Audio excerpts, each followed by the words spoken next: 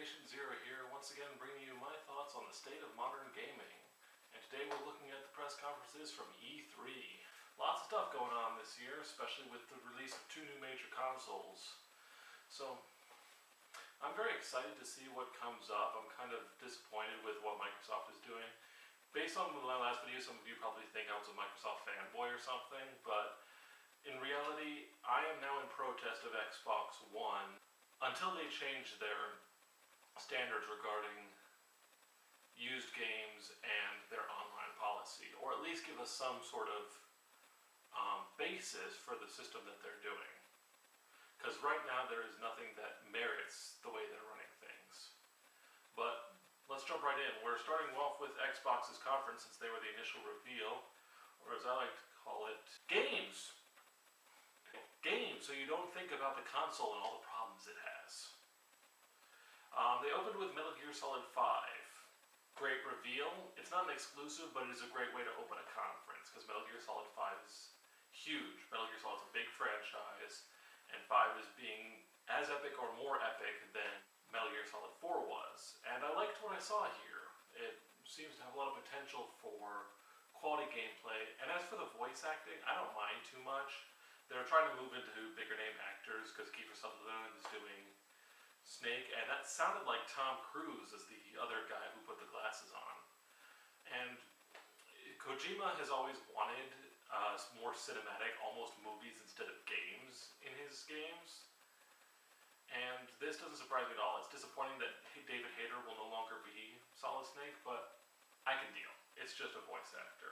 Now, some of you will probably take offense to that, but voice actors change all the time. People die, people disappear, things happen, sometimes contracts fall through.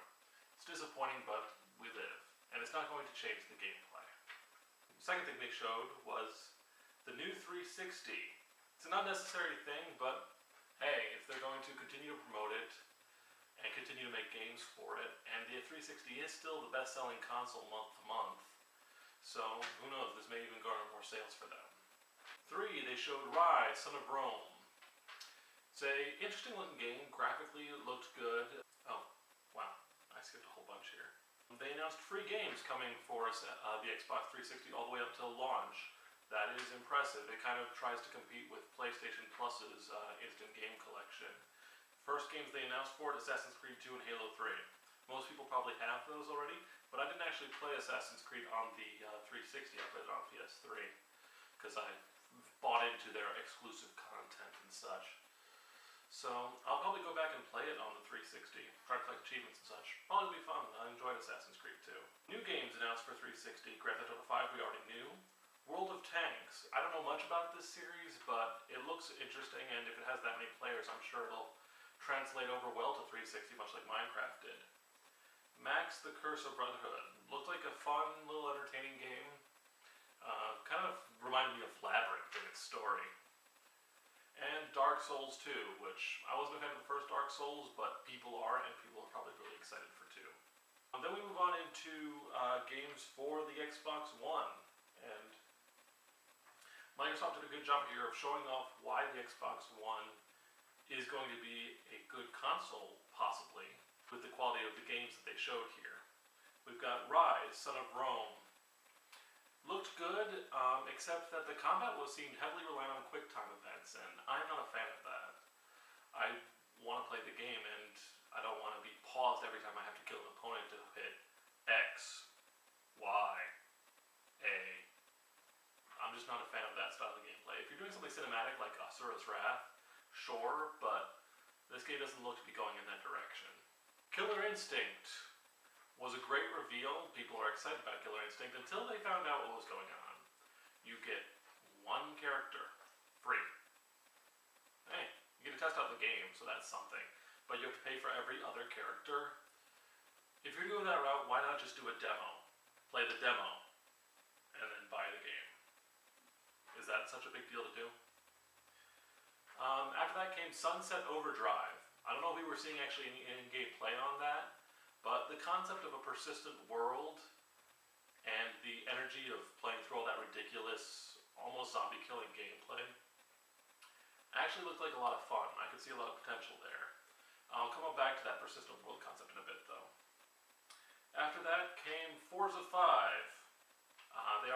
this at the Xbox reveal. It looks like a good racing game, but then again, on the new console, racing games always look good.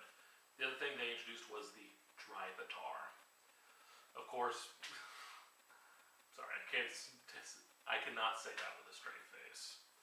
But your Drivatar watches the way you play and plays for you even when you're offline, or even when you're not playing. And that's a really neat concept. I actually like that because it allows you to continue comparing yourself to your friends even when they're not playing. And if it's as good as they say, this could be a really good evolution for the way games are played against AI or fellow players. Next, they announced Minecraft being expanded for Xbox One. The biggest limitation of the 360 edition of Minecraft is the smaller worlds, and you can't do a whole lot. I really enjoy Minecraft on the 360, I played a lot.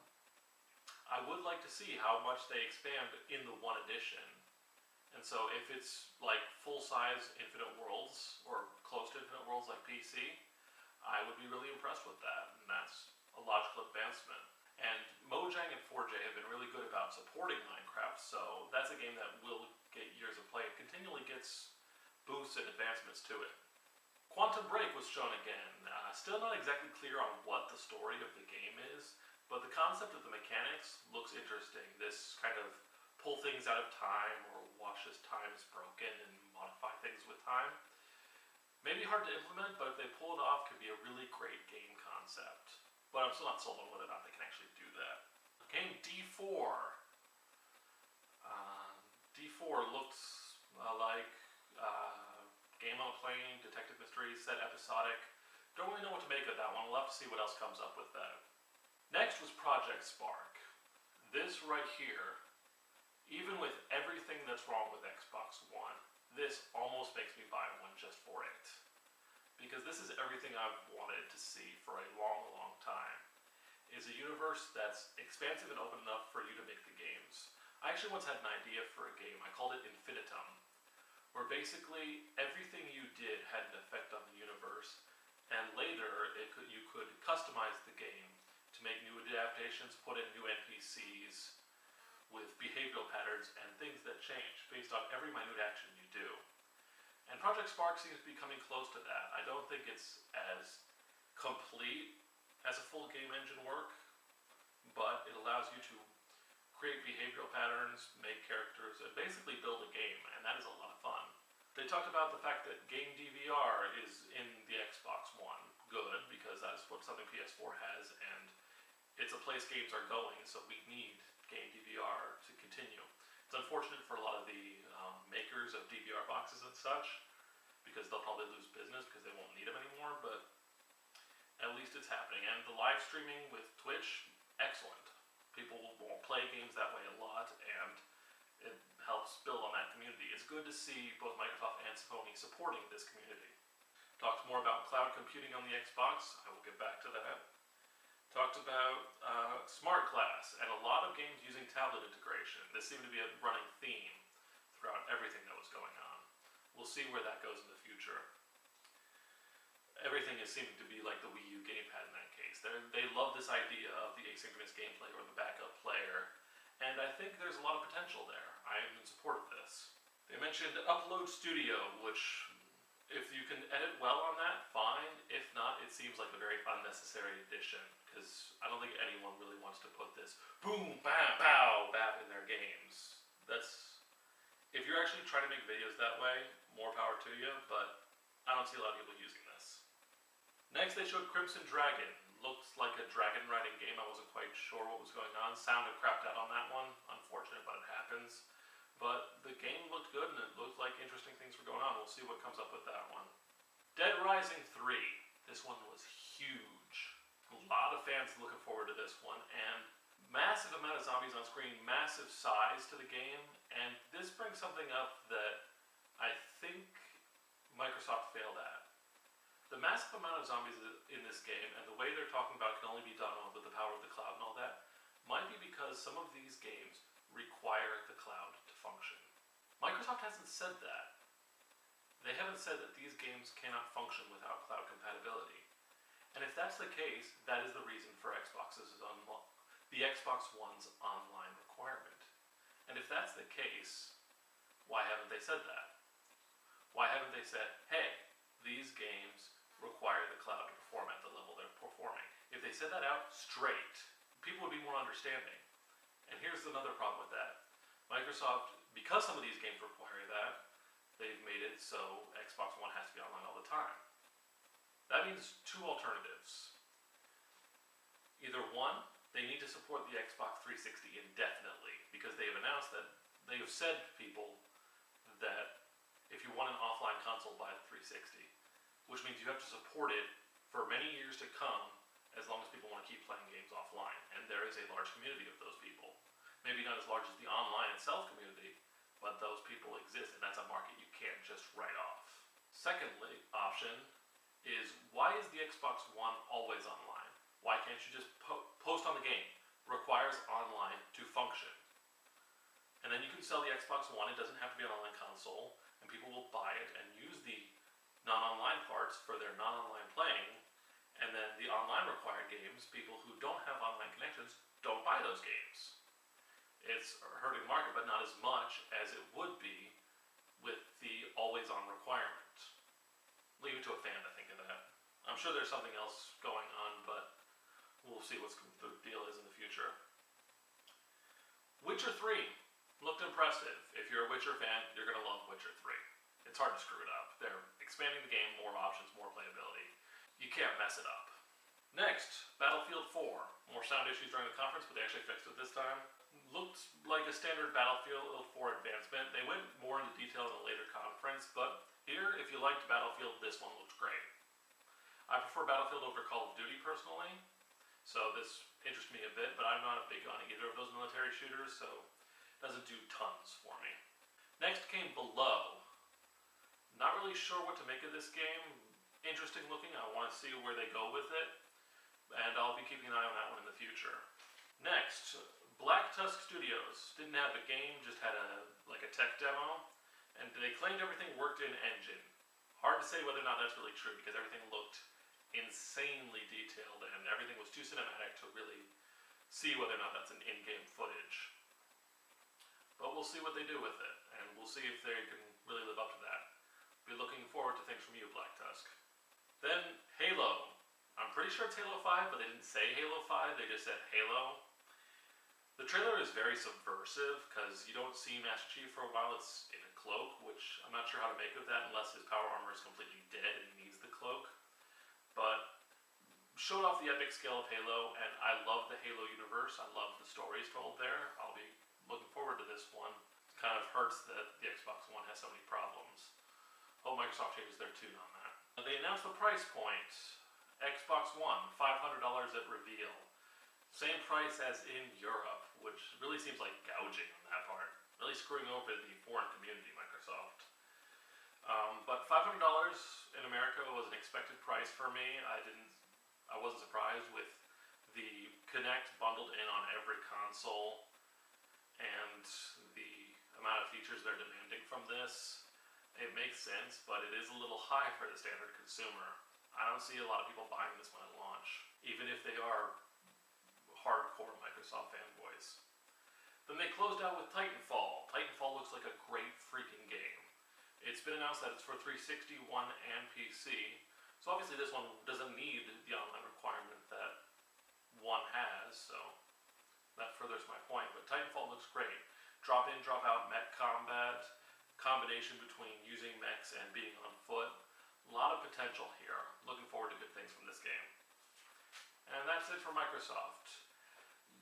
Good job showing off games, well-made presentation, but because of the issues that had come up and the fact that they didn't address them is points against them. They need to fix these or give us a reasonable explanation as to why they exist, which is hard to do because I can't think of any reasonable explanations for this, except for what I gave, and even then, that doesn't make the whole console have to be online. All in all, I give Microsoft's conference a B-. Next up came EA. EA put forward a lot of games, lots of stuff people are excited for, but presentation-wise kind of fell flat, especially during the sports section, but we'll see as we go through. First announcement, Plants vs. Zombies Garden Warfare. PopCap has been really working on expanding the Plants vs. Zombies franchise, and I'm in support of this. I can see a lot of good things coming out of this. It expands what you can do with the game, and if made well enough, this is going to be a really fun, party-style warfare game. It'll attract a lot of the people who are turned off by the military shooters because of their graphic violence. Playing a game where it's just Plants vs. Zombies in a very cartoony mindset will actually appeal to a lot of people.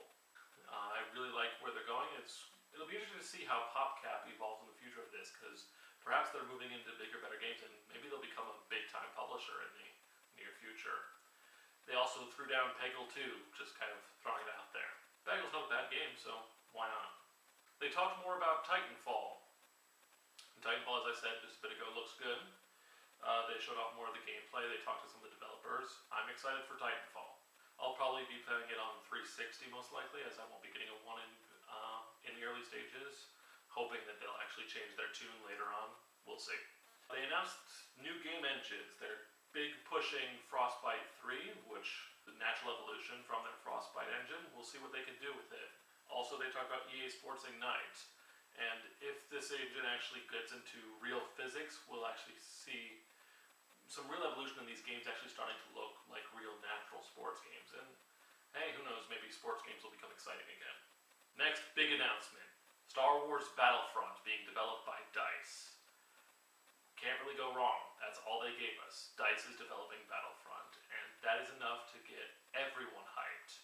I love the Battlefront series. I played hours out of Battlefront 2. I can't wait. Next, Need for Speed Rivals. Natural Evolution, Need for Speed. Talked about seamless single to multiplayer, which seems to be a theme of all racing games this conference, is the seamless single to multiplayer. And if they can pull that off well, that's a great way to do racing games. Because racing games, a lot of time, you're playing in the single player mode, and then you just want to jump into multiplayer. Burnout Paradise did a pretty good job with its just jump into free burn mode, but there was a little bit lacking there. If Need for Speed Rivals can pull this off as well as they're claiming, they'll have a lot there. But other than that, it's pretty much standard Need for Speed. They also showed off gaming with a tablet for someone setting in choppers. And hey, if there's a casual player in a group of two core gamers and they want to play that way, that's great. Then they talked about a Need for Speed movie. Okay, why is it here? I don't mind a Need for Speed movie happening. I mean, it's hard to go wrong with a racing movie. You're just showing off fast cars going fast, and people want to see that, but there's no reason for it to be here. This is wasting valuable time that could be spent on games people are interested in. E3 is about games, show games. Next came Dragon Age Inquisition. It looks Dragon Age-y. I played a good chunk of Dragon Age Origins. I never actually finished it because I had PC problems with the PC I was playing it all the time and I never got back to it. Never played Dragon Age 2, didn't hear great things about it. But I did enjoy what I played out of the first Dragon Age, and Dragon Age Inquisition looks good. It looks like Dragon Age, so if you're a Dragon Age fan, there you go. That was a lot of Dragon Age. Next came EA Sports. We're even more sportsy now. Thanks, EA.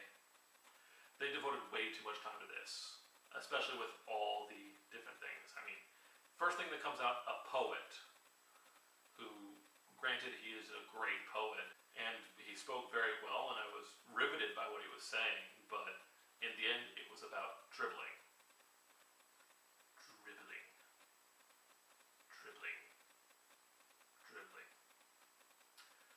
I don't want to hear about dribbling. If you're going to sell me on a basketball game, you need to sell me on a little bit more than dribbling. This was NBA Live 14, and the return of the NBA Live franchise, which I'm sure people are excited for, but if your best forward is talking about bounce tech, you've got a problem. I want to hear about exciting gameplay mechanics. I want to hear about total physics engines. I want to hear about how you've improved roster, how you've improved gameplay in general. Give me a taste of the controls, and then I might be sold on a basketball game. This didn't sell me for anything. Next, Madden 25, which is going to be very confusing when we get to 2025 and that Madden 25 comes out. I don't know why they couldn't just stick to Madden 14. With the 20th anniversary of Madden, they didn't call it Madden 20. But it's Madden 25, so there you go.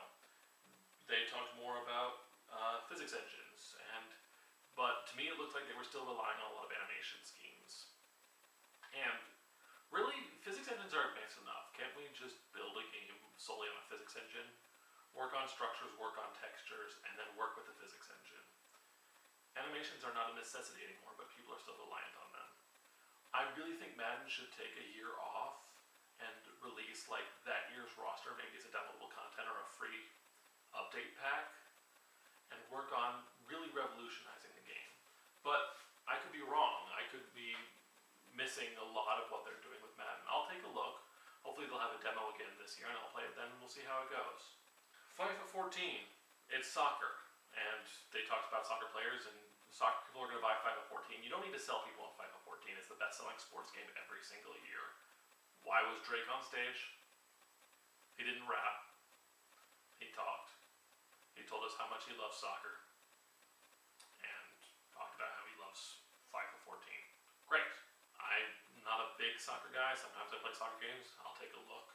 If this EA Sports Ignite is as good as they say it is, we'll see something interesting, and maybe I'll get these games. But other than that, it's FIFA 14. FIFA 14. Then UFC came out. They had Dana White, they had two of their champions talking about UFC. Dana White is a little bit obsessed. Just a little bit. He seems to be overly excited about the fighting, and it was funny because he got no reaction out of the audience. Talking about how awesome fighting is. Great, people fight.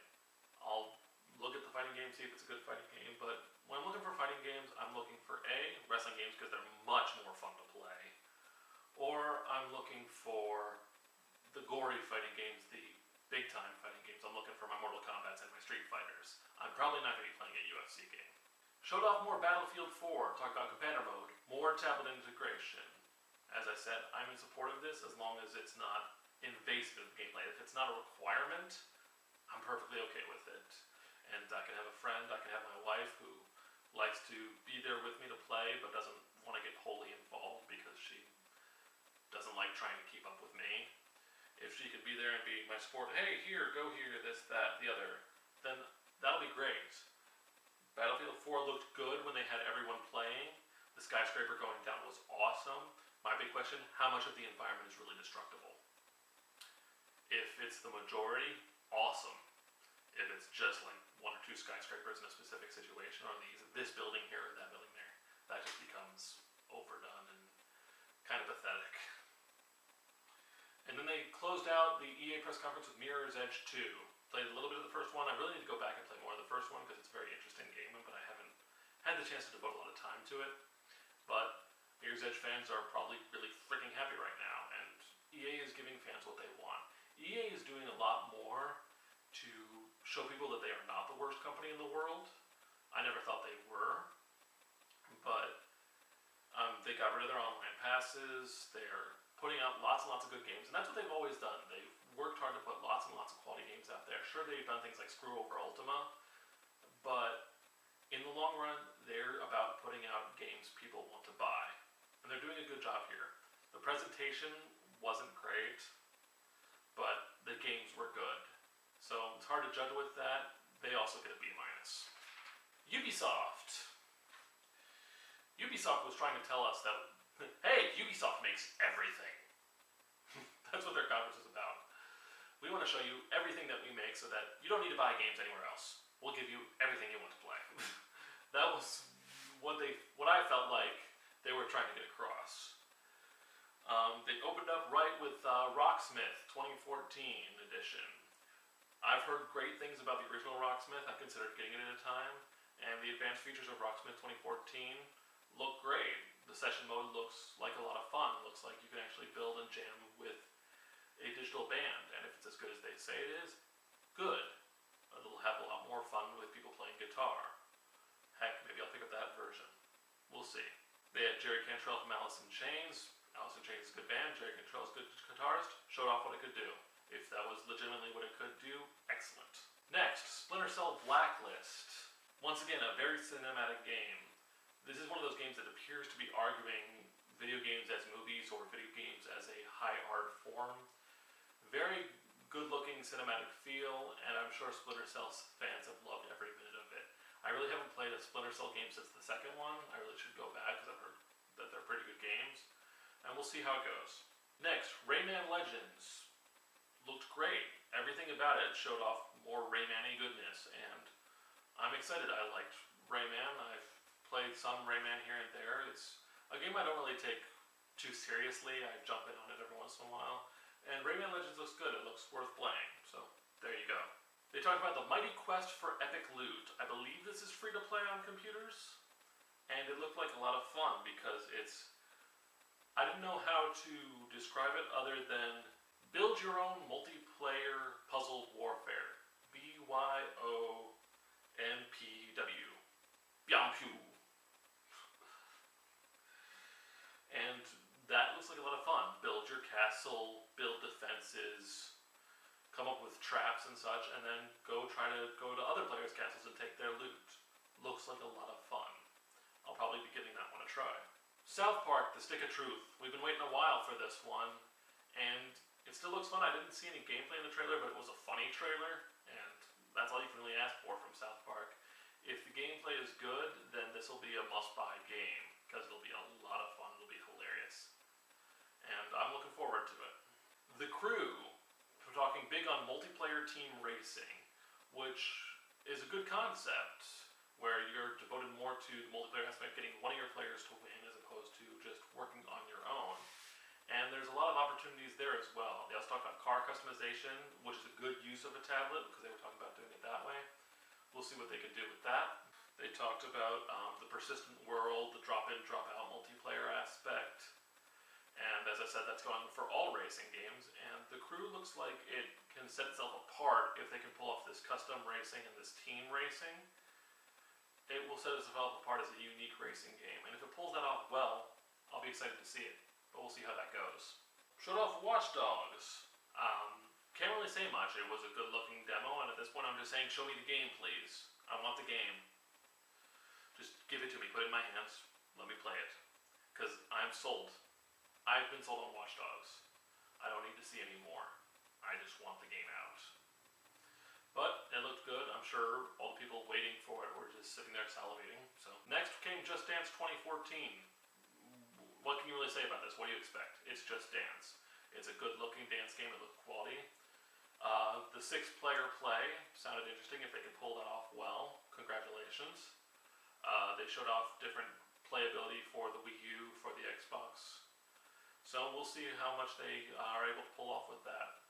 Otherwise, it's just another dancing game, and hey, you like dancing games, you're gonna play the dancing game. Rabbids Invasion TV show, just because we can. I guess this is another making an argument for a persistent online console so that you can watch the TV and play with the TV and can actually see effects of what you're doing. It doesn't actually affect the show itself, but it shows you having more interaction than just screaming at the TV, where you can actually scream at the TV and you get points for it or something. And hey, if it makes the TV experience more fun for kids and more fun for families, then they're accomplishing something. Not really much for gamers, but hey, if it works for a family, then that's something that they can be proud of. Assassin's Creed 4, Black Flag.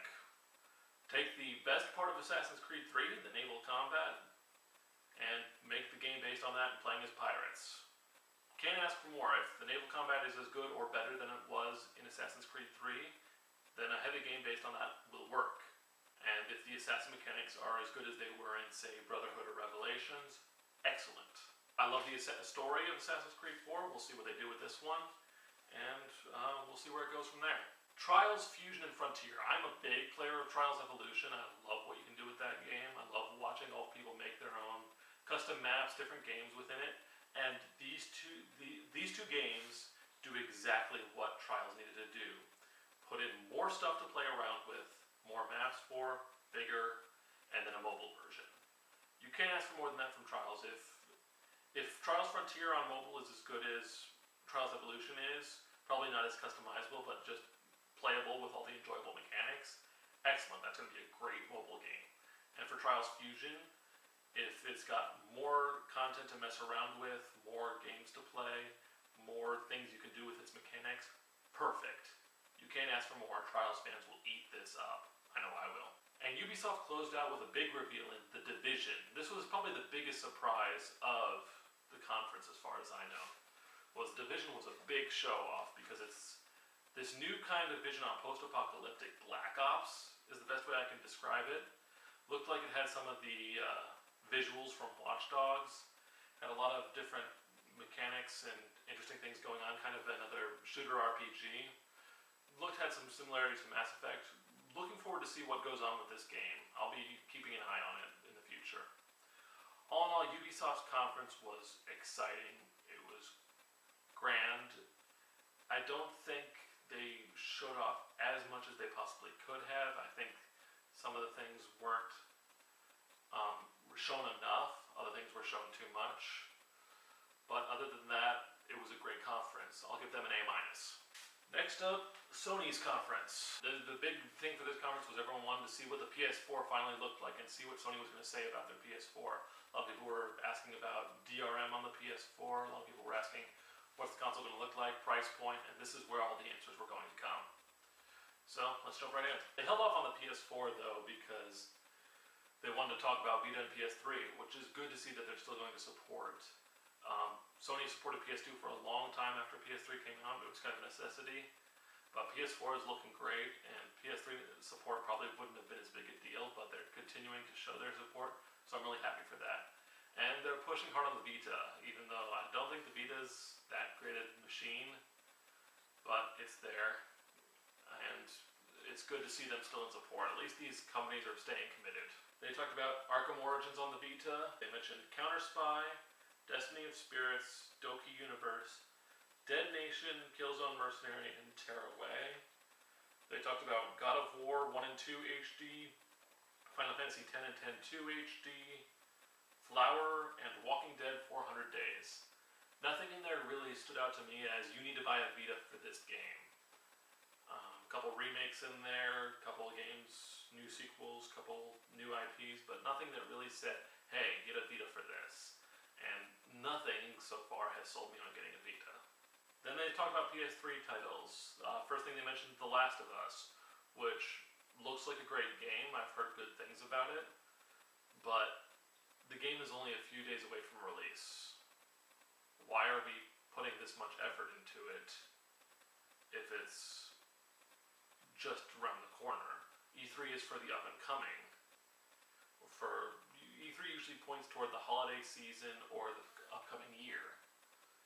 So hearing about The Last of Us didn't make sense. You've oversold this game at this point. They mentioned Puppeteer, don't know much, but Puppeteer, new IP, so there you go. Beyond Two Souls, very cinematic looking game. Looked very much in the style of Heavy Rain. If you enjoyed Heavy Rain, you'll probably take a look at this one. Gran Turismo 6, another racing game. This one didn't appear to be showing off as much, so maybe it's behind the other racing games at this point. It's hard to say what will happen with Gran Turismo at this point. Arkham Origins is going to be on PS3. I don't think anyone needs to be sold on Arkham Origins. If you played Arkham Asylum and Arkham City, you're going to play Arkham Origins. They talked about Grand Theft Auto 5, and desperate enough to sell it on the PS3, they talked about PlayStation exclusive items. And I don't know if they're like snagging these contracts away from other companies or such, but I don't think you really need to try and boost your sales that way.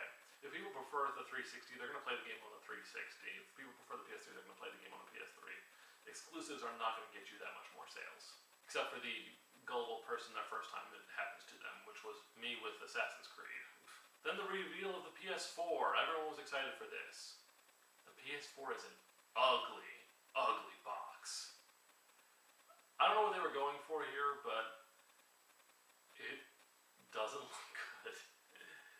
Granted, the appearance of the console is not that big a deal, but this thing I can see people looking under my TV at my consoles. They can say, oh, there's your Xbox, there's your PS2, there's your PS3. What the frick is that thing? But they talked about it. They mentioned TV services, movies and music services, and people expect these things at this point. They're going to be on the console. I know you need to announce your new deals with Flickster or whatever else you got, but is this really the place to do it? E3 conferences, people are concerned about seeing the console if you haven't shown it already in games. And I think that's where your focus needs to be. I mean, the reveal was your opportunity to talk about this stuff. So why didn't you do it there?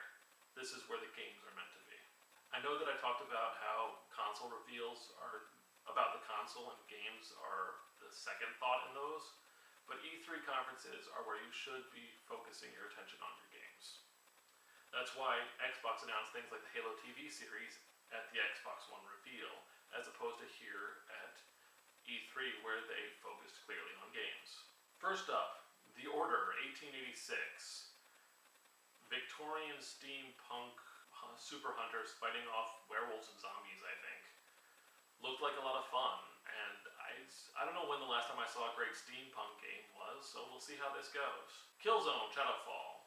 Now, Killzone has never done anything to sell me on why I should play it, but this one, the sci-fi elements actually looked interesting, so I'll probably be giving this one a try at some point, because in the battle between Xbox One and PS4, I am clearly in the PS4 camp at this point. Until Xbox One changes their tune, I'm going to be PS4 and PS4 alone. But Shadowfall had good-looking sci-fi elements, the graphics looked good, and it's a shooter game, so we'll see how that goes. Drive Club. Again, this one, like Gran Turismo 6, this seemed to fall behind the other driving games talked about. The Crew, Forza 5, Need for Speed Rivals all seem to have something big that they were showing off to make you want to play their racing game. Drive Club didn't give me anything that made me say this is the racing game to play. Infamous Second Son. If you love Infamous, this looks great. It looks like Infamous plus more. And that's all you can ask for in a sequel. If you get a good remake of the first game, not a remake, but a good continuation of the first game, the same mechanics improved, where issues are addressed and good things are added, that's what a sequel needs. So this looks like it's pulling that off for Infamous fans. Knack. They didn't show much more for Knack. I liked the concept, but I would have liked to see what else they were doing with it. And I want to see how big the options are with the growth of the character, and they didn't show enough of that in my opinion.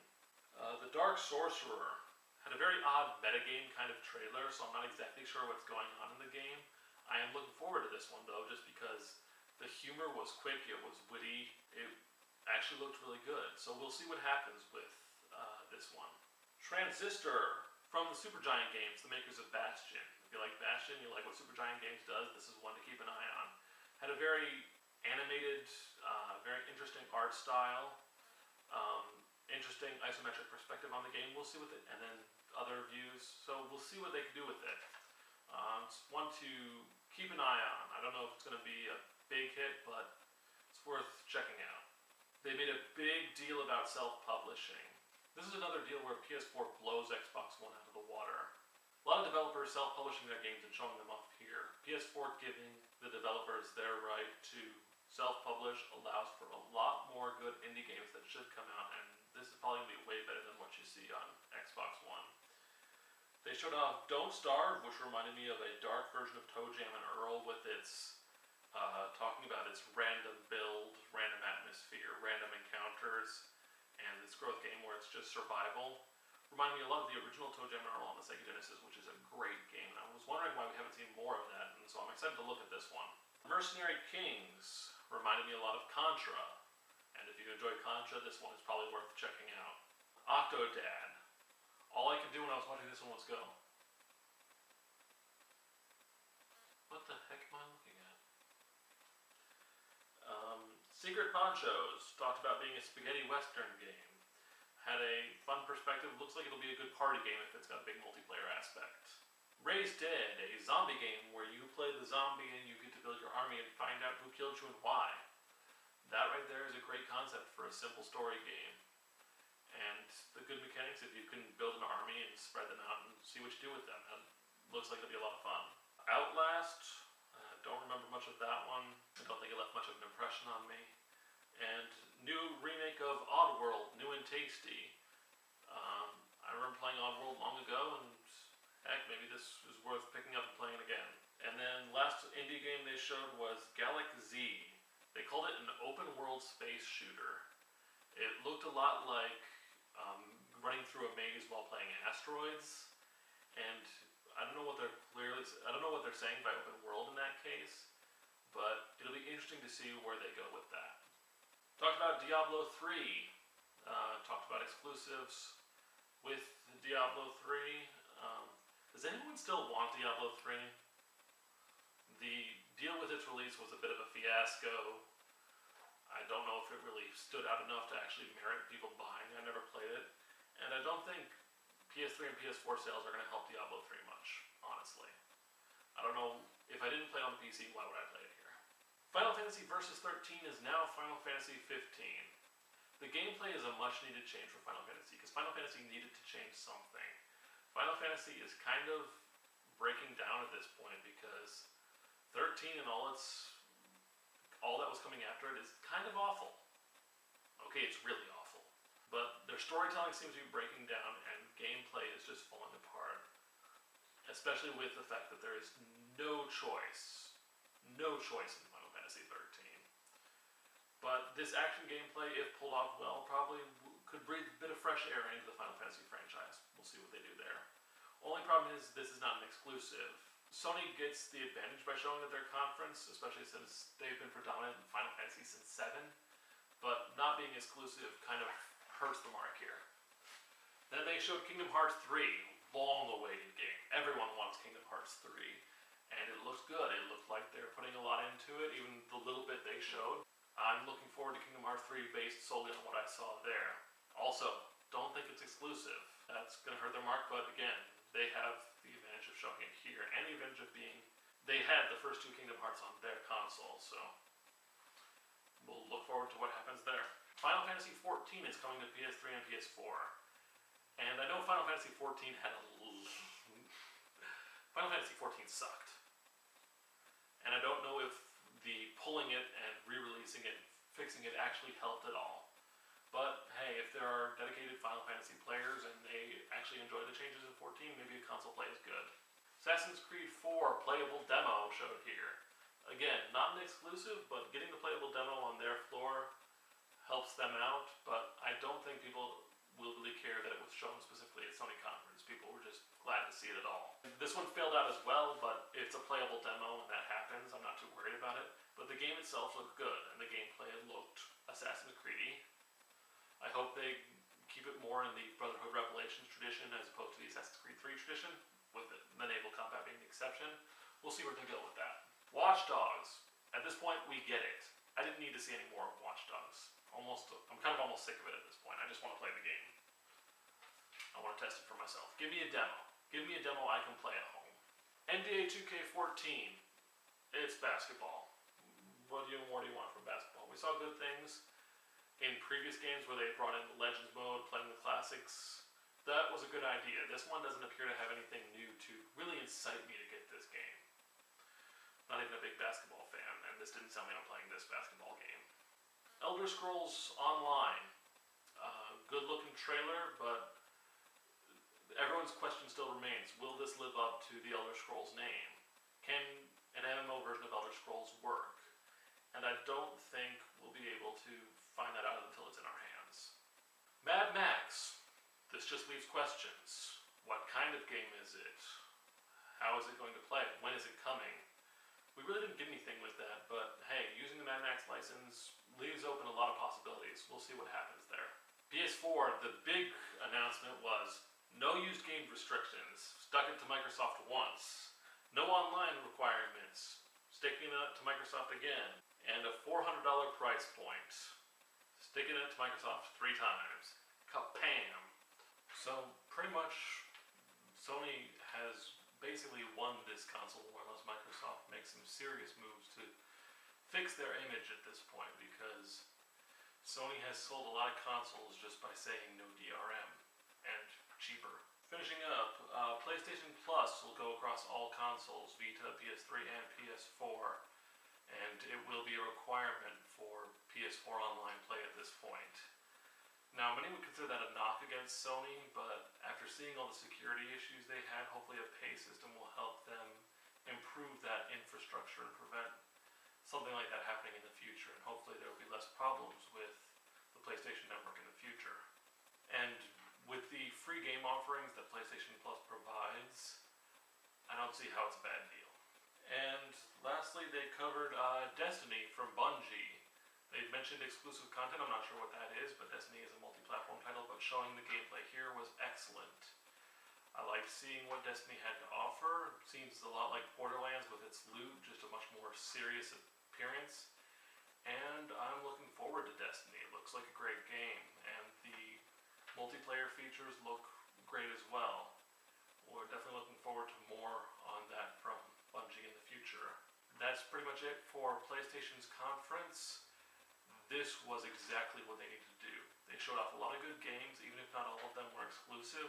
They put themselves in a much better position than Microsoft when it comes to the quality of their game content. Their video for how to share games on PS4 was hilarious. You should definitely go check that out. And that's it. Sony gets an A. Best E3 conference I've seen in a long time.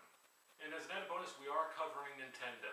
Nintendo didn't have an E3 conference this year, but they did do a Nintendo Direct, which makes sense. Trim some budget away from doing the big conference reveal and just do a simple video that people can watch at their leisure and show off what they're offering in the future for 3DS and Wii U.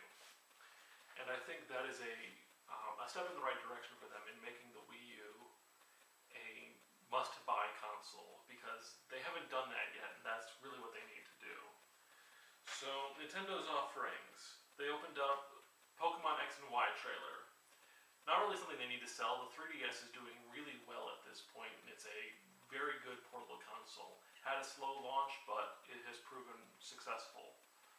And X and Y look good, and they're making subtle advancements, introducing a new type, adding more Pokemon, changing the game world to like full 3D and much more immersive. We'll see how that goes. And some other innovations, mostly for kids, but these are kids' games. What they're doing for Pokemon is the right move. Super Mario 3D World, the sequel to Super Mario 3D Land on the 3DS. This one is for Wii U, I believe, and it's adding the multiplayer into a full 3D Mario game, which hasn't been seen yet, and it's about time they got to it. And it involves Mario, Luigi, Toad, and Peach as playable characters. Hopefully this one's not a dream, so Peach can actually have something that she's actually done to her record. And new power-ups. The cat power-up actually looks like it's a lot of fun to play with, so this is definitely the right move in Mario's case. Mario Kart 8, coming out for Wii U. Took all the improvements from Mario Kart 7 on the 3DS, and is moving into the Wii U, as well as adding in, it looks like they're adding in multi-path tracks and multiple deviations based on these anti-gravity power-ups and the way they move through the game. So that might actually be a good way to change the dynamic of gameplay. And depending on how many tracks they have and the improved online multiplayer that they mentioned, we'll see if Mario Kart becomes a bigger racing game in the future. Wii Party U, it's Mario Party without the Mario. Hopefully they use the Wii Pad well enough and it'll be a decent party game. That's all you can really expect from that.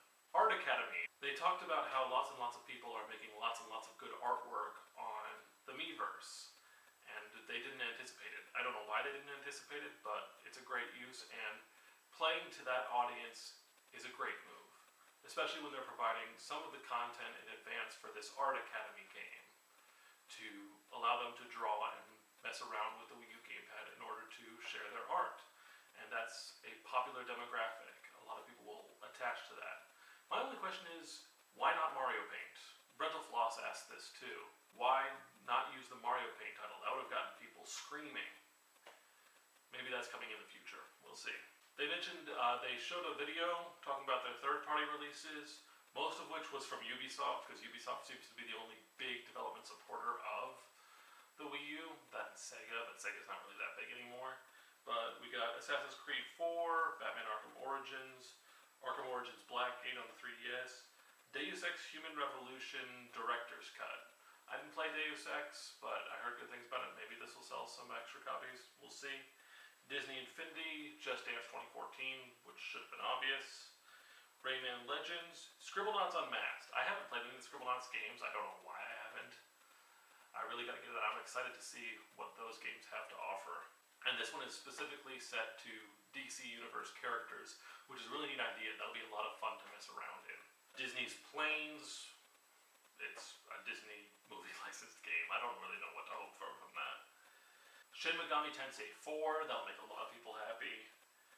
Skylander Swap Force. I've never gotten into Skylander, so I don't know what to tell you there. Splinter Cell Blacklist, more that says Ubisoft is still in support of Wii U. Sonic Lost World, a copy for Wii U and copy for 3DS.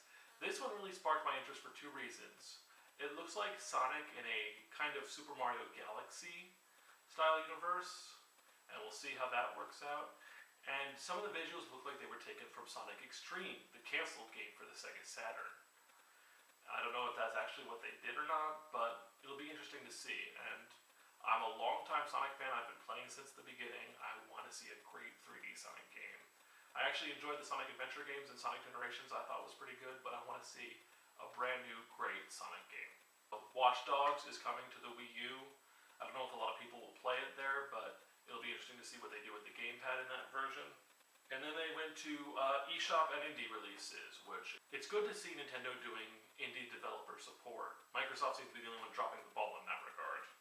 The games mentioned were Ballpoint Universe, Cloudberry Kingdom, Coaster Crazy Deluxe, which interested me because it looks like it advances the coaster creation mechanic of the old Roller Coaster Tycoon games, which I always loved to play.